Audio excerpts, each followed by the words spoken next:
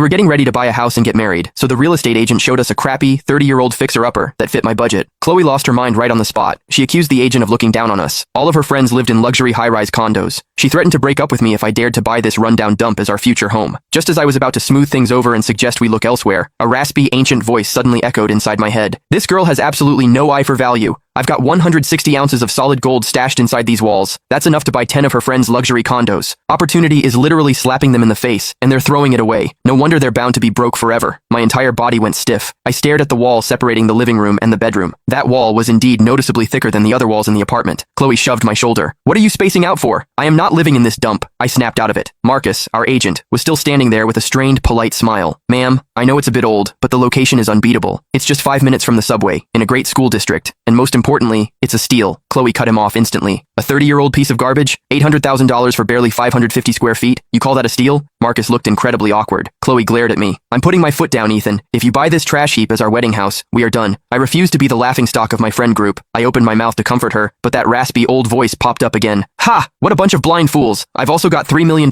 in cold hard cash stuffed in the kitchen ceiling. With the gold in the walls, that's a fortune. And they're complaining about my house being old? $3 million in cash in the ceiling?" I couldn't help but glance upward. This was an old building, but a cheap drywall ceiling had been installed. Nothing looked out of the ordinary. Marcus quickly stepped closer to me. "Sir, do you actually think the place has potential?" The elderly owner is in a rush to sell. Her late husband was a senior accountant for a major multinational firm before he retired. He was a great guy, but he passed away suddenly and didn't leave a will. The old lady is terrified of living here alone. She's moving to Europe to live with her daughter, which is why she listed it so cheap. Market value is easily over $1 million. An accountant? How did he get 160 ounces of gold? And why hide it in the walls? What about the rest of the family? I asked. "Just the one daughter. She's already settled abroad. It's not easy for her to fly back." The old lady said everything left in the house is a bonus. Furniture, appliances, do whatever you want with them. She's not taking anything. My heart skipped a beat. Pretending to inspect the apartment, I strolled over to the thick wall and knocked on it twice. It sounded dull and hollow. Marcus chimed in. "The best thing about these old apartments is that you can remodel the layout easily. This wall between the living room and bedroom isn't load-bearing. Knock it down, and you double the size of the living area. It'll look brand new. Is the price negotiable?" Marcus's eyes lit up. $800,000 is already rock bottom, but man, if you're seriously interested, I can talk to her and see if she'll shave off another 20 or 30 grand. Chloe stared at me in absolute disbelief. "Ethan, are you insane? Are you seriously thinking about buying this trash can? Can't you see the paint peeling off the walls? The bathroom is microscopic, and the kitchen doesn't even have a window. Do you honestly think this is all I deserve?" I opened my mouth, wanting to explain, but there was no way I could tell her about the hidden treasure in front of the agent. Just then, the old voice spoke up again, dripping with mockery. "Still trying to haggle? Do you have any idea how many people are eyeing my place? That bastard Derek next door. He tried to marry Arthur's daughter years ago, just to bleed them dry and steal their estate. He failed back then. But now that Arthur is gone, he's coming for this house. He's scheduling a viewing tomorrow. If you let him snatch it, don't come crying to me." The words spilled out of my mouth before I could stop them. "I actually love this place. Let's sign the contract today."